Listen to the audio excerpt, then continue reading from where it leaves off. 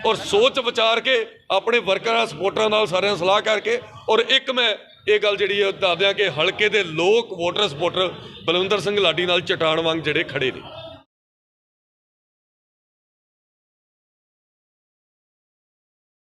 उन्होंने लैके आया कि उन्होंने उस वे अनाउंस करके अज बस स्टैंड साडा बन गया। अज बिजली कारण साडे इत्थे भरपूर पता नहीं सरपंच साहब क्यों नहीं आए। मीटिंग जिहड़ी कि जल्द करांगे एक दो दिनों वो इस तो वड्डी करांगे क्योंकि चोण कमीशन दी हदायतां ने कि आपां बहुते वड्डे इकट्ठ नहीं कर सकते।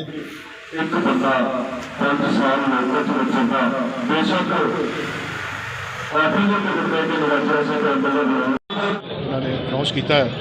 सो दास वालों पूरे हल्के के जोड़े 5 साल की सेवा की जो अज साढ़े वर्करां दे विच मायूसी आई है। सो मैं समझदा कि हाईकमान को इस टिकट से दोबारा विचार करना चाहिए क्योंकि 5 साल इस हल्के 45 साल तो बाद जी कांग्रेस पार्टी की टिकट जीती गई सी और इस तरह जो पार्लीमेंट दी इलैक्शन आई साडा पहला हल्का श्री हरगोबिंदपुर साहब है जोड़ा पहली बार 15,500 से ये जी पार्लीमेंट की सीट सी।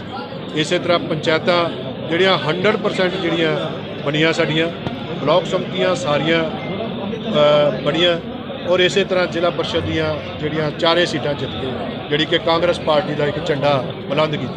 सो मैनू दास नूं इस करके खुशी भी है क्योंकि पहली बार जिन्ना इस हल्के काम होया दास ने पहला ही कहा कि जे 45 सालों उन्होंने वध काम इत्थे इस हल्के का मैं करवाऊँगा।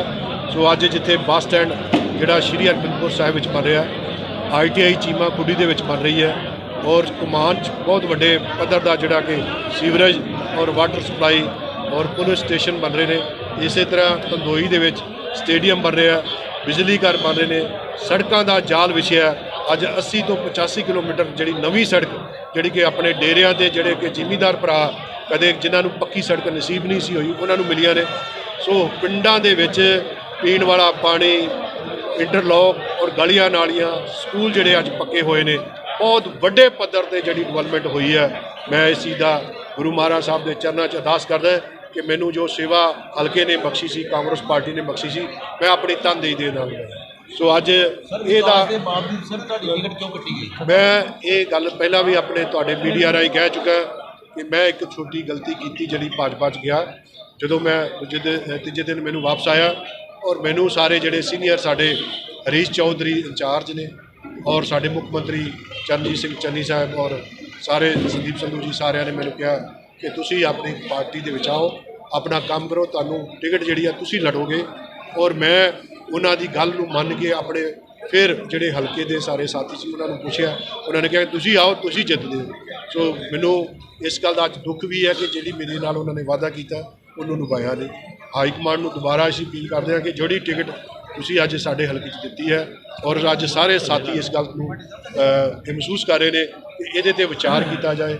असी हुण अज दी जिहड़ी मीटिंग है मैनू ये महसूस हो रहा कि अपने हल्के के जिहड़े साडे वोटर सपोर्टर ने जिहड़े साडे पंच सरपंच और ब्लॉक समिति मैंबर ने उन्होंने मैनू विश्वास दवाया कि असी तुसी अज साडे हल्के च दित्ती है और अज सारे साथी इस गल नूं महसूस कर रहे हैं कि इहदे ते विचार किया जाए।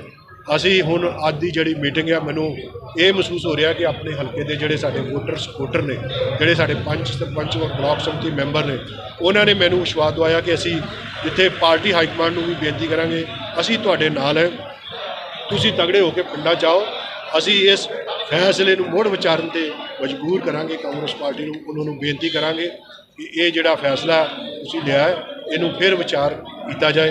सो मैनू इस गल का अज जिन्होंने एहसास दवाया मैनू भी अज अपने कामां ते जिहड़े काम कीते ने उन्हां ते मैनू अज गर्व भी है और मैं इस करके सारियां दा जिथे जी आया आखदा उसे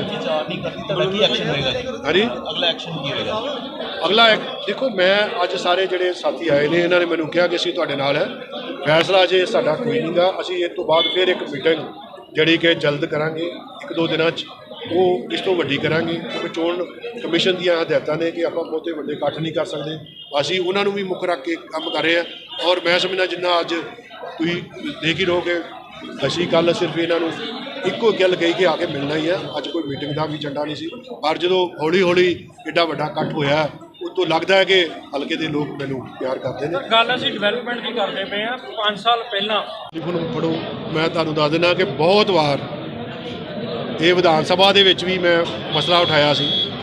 ਇਹਦੇ ਵਾਸਤੇ ਪਹਿਲੇ ਜਿਹੜੀ ਰਜੀਆ ਸੁਲਤਾਨ ਮੰਤਰੀ ਸੀ ਉਹਨੂੰ ਵੀ ਬਹੁਤ ਵਾਰੀ ਕਿਹਾ, ਰਾਜਾ ਵੜਿੰਗ ਜੀ ਜਿਹੜੇ ਸਾਡੇ ਮੰਤਰੀ ਨੇ ਟਰਾਂਸਪੋਰਟ, ਇਹਨਾਂ ਨੂੰ ਵੀ ਬਹੁਤ ਵਾਰੀ ਕਿਹਾ। ਮੈਨੂੰ ਇਹਨਾਂ ਨੇ ਪੂਰਨ ਵਿਸ਼ਵਾਸ ਦਿਆ ਕਿ ਇਲੈਕਸ਼ਨ ਤੋਂ ਪਹਿਲਾਂ ਤੁਹਾਡਾ ਇਹ ਚਾਲੂ ਹੋ ਜਾਏਗਾ, ਕੰਪਲੀਟ ਹੋ ਚੁੱਕਾ, ਸਿਰਫ ਇੱਥੇ ਸਟਾਫ ਦੀ ਲੋੜ ਹੈ। ਔਰ ਮੈਂ ਬੜੇ ਫਖਰ ਨਾਲ ਇਹ ਗੱਲ ਕਹਿ ਸਕਦਾ ਕਿ ਬੜੇ ਜ਼ੋਰ ਦੇ ਕੇ ਆਵਾਜ਼ ਉਠਾਈ ਸੀ ਕਿ ਮੈਂ ਉਹਨਾਂ ਨੂੰ ਬੇਨਤੀ ਕੀਤੀ ਆ ਕੇ ਤੁਸੀਂ ਉਦਘਾਟਨ ਕਰੋ। ਚੋਣ ਜਾਬਤਾ ਲੱਗਿਆ, ਉਹ ਆ ਨਹੀਂ ਸਕੇ। ਉਹਨਾਂ ਨੇ ਮੈਨੂੰ ਵਿਸ਼ਵਾਸ ਦਿਵਾਇਆ ਕਿ ਜਿੱਦਣ ਚੋਣ ਜਾਬਤਾ ਲੱਗੇਗਾ ਇਹਦਾ ਸਟਾਫ ਆ ਜਾਏਗਾ, ਇਹ ਚਾਲੂ ਹੋ ਜਾਏਗਾ। ਇਹ ਬਿਲਕੁਲ ਰੈਡੀ ਆ ਔਰ ਇਹ ਕਾਂਗਰਸ ਪਾਰਟੀ ਨੇ ਜਿਹੜੀ ਟਿਕਟ ਕੱਟੀ ਗਈ ਹੈ ਇਹ ਗੁੱਟਬੰਦੀ ਦਾ ਸ਼ਿਕਾਰ ਤਾਂ ਨਹੀਂ, ਜਿਸ ਤਰ੍ਹਾਂ ਪੰਜਾਬ ਦੇ ਵਿੱਚ ਬਹੁਤ ਸਾਰੇ ਗੁੱਟ ਨੇ। ਕਿਹਾ ਜਾਂਦਾ ਕਿ ਜਿਹਨੂੰ ਨਵੀਂ ਟਿਕਟ ਮਿਲੀ ਹੈ, ਇਸ ਵਾਰੀ ਨਵਾਂ ਕੈਂਡੀਡੇਟ ਆ, ਉਹ ਤ੍ਰਿਪਤ ਬਾਜਵਾ ਹੋਊਗਾ। ਦੇਖੋ, ਮੈਂ ਇਸ ਬਾਰੇ ਕੁਝ ਨਹੀਂ ਕਹਿਣਾ ਚਾਹੁੰਦਾ। ਮੈਂ ਤੇ ਹਾਈ ਕਮਾਂਡ ਨੂੰ ਬੇਨਤੀ ਕਰਾਂਗਾ, ਮੈਂ ਕਿਸੇ ਲੀਡਰ ਤੇ ਕਿਉਂ ਨਹੀਂ ਕਰਾਂਗਾ। ਭਾਜਪਾ ਵਾਲਿਆਂ ਨੇ ਦੁਬਾਰਾ ਸੰਪਰਕ ਕੀਤਾ ਤੁਹਾਡੇ ਨਾਲ ਜੀ? ਯਾਰ ਮੈਨੂੰ ਆਉਂਦਾ, ਜੇ ਮੈਂ ਉੱਥੇ ਹੀ ਜਾਣਾ ਤੇ ਫਿਰ ਆਉਣਾ ਕਿਉਂ ਸੀ। ਕੱਟੀ ਗਈ ਹੈ ਅੱਜ ਵੱਡੀ ਗਿਣਤੀ 'ਚ ਪੰਚ ਸਰਪੰਚ ਮੋਹਤਬਰ ਇਕੱਠੇ ਹੋਏ ਆ, ਕੀ ਗੱਲਬਾਤ? ਤੇ ਦੇਖੋ, ਜਿੱਥੇ ਕੱਲ ਕਾਂਗਰਸ ਪਾਰਟੀ ਨੇ ਆਪਣੀ ਟਿਕਟ ਜਿਹੜੀ ਉਹ ਅਨਾਉਂਸ ਕੀਤੀ ਆ, ਉਹਦੇ ਸਬੰਧ ਦੇ ਵਿੱਚ ਅੱਜ ਵਰਕਰ ਜਿਹੜੇ ਨੇ ਇਕੱਠੇ ਹੋ ਕੇ ਬਲਵਿੰਦਰ ਸਿੰਘ ਲਾਡੀ ਨੂੰ ਮਿਲਣ ਆਏ ਨੇ। ਕਿਤੇ ਨਾ ਕਿਤੇ ਇਹ ਸਾਰਾ ਹਲਕਾ ਜਿਹੜਾ ਇੱਕ ਵਿਧਾਇਕ ਤੌਰ ਤੇ ਨਹੀਂ, ਇੱਕ ਵੱਡਾ ਭਰਾ ਹੋਣ ਦੇ ਨਾਤੇ ਬਲਵਿੰਦਰ ਸਿੰਘ ਲਾਡੀ ਦੇ ਨਾਲ ਜਿਹੜਾ ਪਿਆਰ ਕਰਦੇ ਨੇ ਹਲਕੇ ਦੇ ਲੋਕ, ਅੱਜ ਉਹ ਹਲਕੇ ਦੇ ਲੋਕ ਮਿਲਣ ਆਏ ਨੇ।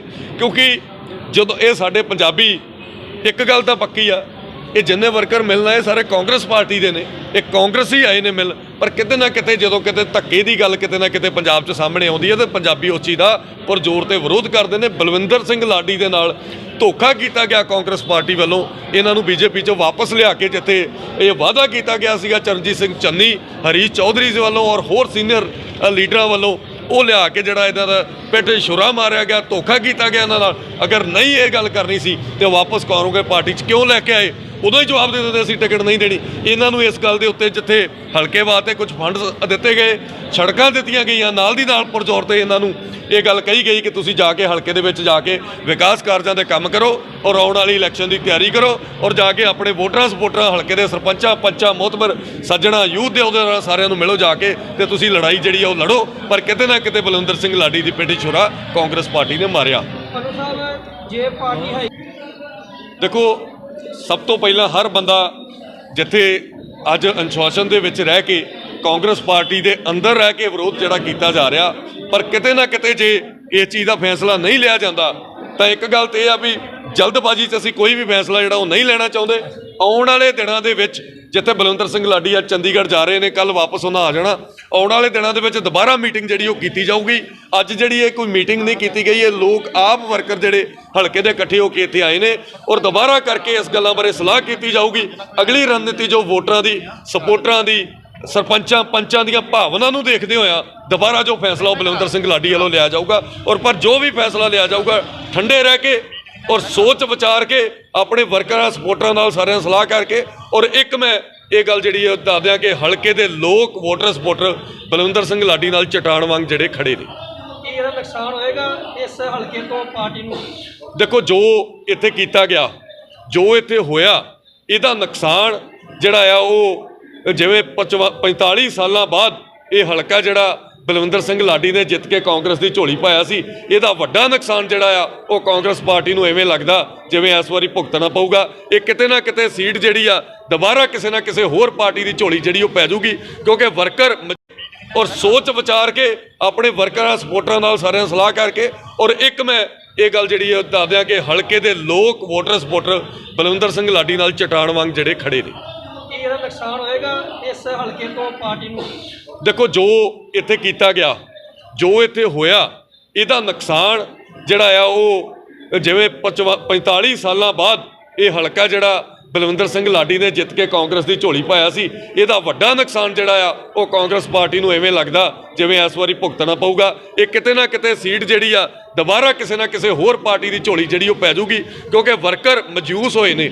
ਇੱਕ ਗੱਲ ਮੈਂ ਕਹਿ ਦਿਆਂ, ਇਹ ਵਰਕਰ ਸਾਰੇ ਅਗਰ ਬਲਵਿੰਦਰ ਸਿੰਘ ਲਾਡੀ ਦੇ ਕਹਿਣ ਕਰਾਉਣ ਤੇ ਮਨਾਉਣ ਦੇ ਉੱਤੇ ਕਾਂਗਰਸ 'ਚ ਵੀ ਰਹਿ ਜਾਂਦੇ ਨੇ, ਪਰ ਜੋ ਲੜਾਈ ਇਹਨਾਂ ਬਲਵਿੰਦਰ ਸਿੰਘ ਲਾਡੀ ਲਈ ਲੜਨੀ ਸੀ ਉਹ ਕਿਸੇ ਹੋਰ ਲਈ ਨਹੀਂ ਲੜੀ ਜਾਣੀ। ਅਗਰ ਵਰਕਰ ਮਹਿਸੂਸ ਹੋਊਗਾ, ਕਿਉਂਕਿ ਤੁਹਾਨੂੰ ਪਤਾ ਵੋਟਾਂ ਪਾਉਣੀਆਂ ਤੇ ਪਵਾਉਣੀਆਂ ਬਹੁਤ ਔਖੀਆਂ ਹੁੰਦੀਆਂ ਨੇ, ਅਗਰ ਇਹ ਵਰਕਰ ਮਹਿਸੂਸ ਹੋ ਕੇ ਕੰਮ ਕਰੂਗਾ ਤੇ ਕਿਵੇਂ ਕਾਂਗਰਸ ਪਾਰਟੀ ਦਾ ਝੰਡਾ ਸ਼੍ਰੀ ਹਰਗੋਬਿੰਦਪੁਰ ਦੇ ਵਿੱਚ ਦੁਬਾਰਾ ਝੁੱਲੂਗਾ। ਇਵੇਂ ਲੱਗ ਰਿਹਾ ਜਿਵੇਂ ਬਹੁਤ ਵੱਡਾ ਨੁਕਸਾਨ ਕਾਂਗਰਸ ਪਾਰਟੀ ਆਪਣੇ ਪੈਰਾਂ ਤੇ ਆਪ ਕੁਹਾੜਾ ਮਾਰਨ ਸ਼੍ਰੀ ਹਰਗੋਬਿੰਦਪੁਰ ਜਾ ਰਹੀ। ਹਾਂ, ਇੱਕ ਗੱਲ ਨੂੰ ਅਸੀਂ ਹੋਰ ਵਿਚਾਰਿਆ ਜਾ ਸਕਦਾ ਸੀ, ਜੇ ਜਿਵੇਂ ਬਲਵਿੰਦਰ ਸਿੰਘ ਲਾਡੀ ਨੇ ਆਪਣੀ ਸਪੀਚ 'ਚ ਦੱਸਿਆ ਕਿ ਅਗਰ ਕੋਈ ਵੱਡਾ ਚਿਹਰਾ ਉਤਾਰ ਦਿੱਤਾ ਜਾਂਦਾ ਕਾਂਗਰਸ ਦੇ ਨਾਲ, ਜਿਵੇਂ ਮਨਦੀਪ ਸਿੰਘ ਰੰਗੜ ਨੰਗਲ ਦਾ ਮੈਂ ਕੋਈ ਵਿਰੋਧ ਨਹੀਂ ਕਰਦਾ, ਪਰ ਅਸਲੀਅਤ ਦੇ ਵਿੱਚ ਜੋ ਗੱਲ ਆ ਕਿਤੇ ਨਾ ਕਿਤੇ ਕਾਂਗਰਸ ਪਾਰਟੀ ਦੇ ਵਿੱਚ ਉਹਨਾਂ ਦੀ ਐਕਟੀਵਿਟੀ ਬਹੁਤ ਘੱਟ ਸੀਗੀ। ਆ ਕੁਝ ਕੁ ਦਿਨਾਂ ਨੂੰ ਲੈ ਕੇ ਟਿਕਟ ਨੂੰ ਲੈ ਕੇ ਉਹਨਾਂ ਵੱਲੋਂ ਐਕਟੀਵਿਟੀ ਕੀਤੀ ਗਈ। ਇਸ ਲਈ ਮੈਂ ਇੱਕ ਗੱਲ ਕਹਿਣਾ ਕਿ ਪਾਰਟੀ ਹਾਈ ਕਮਾਂਡ ਇਸ ਫੈਸਲੇ ਤੇ ਦੁਬਾਰਾ ਜਿਹੜਾ ਆ ਵਿਚਾਰ ਕਰੇ ਔਰ ਬਲਵਿੰਦਰ ਸਿੰਘ ਲਾਡੀ ਦਾ ਮਾਣ ਮਰਿਆਦਾ ਤਹਿਤ ਉਹਨਾਂ ਦਾ ਸਨਮਾਨ ਸਤਿਕਾਰ